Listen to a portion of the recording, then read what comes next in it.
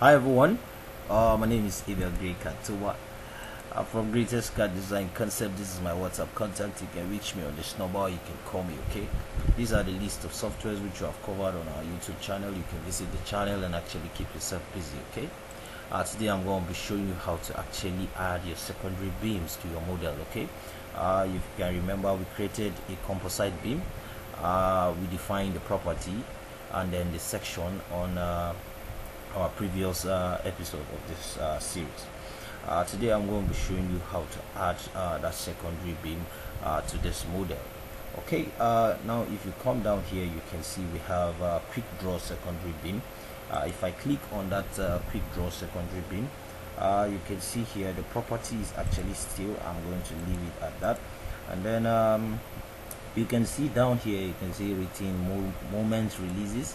It is pinned here. I can switch that to continuous.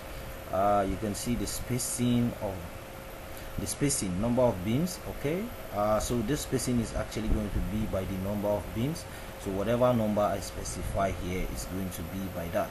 So if I hover my mouse along these panels, you can see my spacing is actually by 3, so I'm going to be having 3 beams along this span. What if I switch this to 4? It's actually going to be 4 numbers. Let's make that 4 for example, and then if I switch here, but then mind you, make sure that your design must be aside being safe, your design has to be very economical. Okay, so safety first and then economical.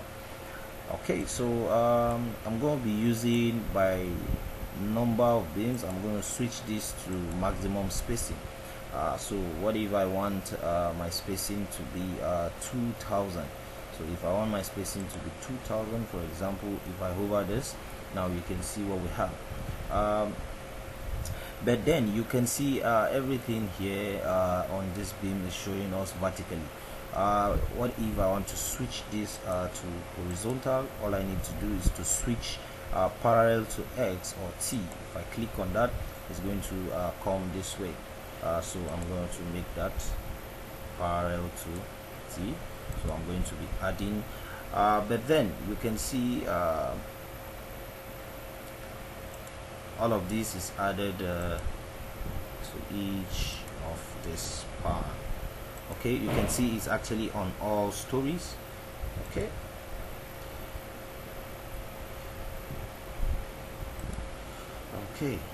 so sorry, least I forgot, I'm going to make this particular span to be my staircase area.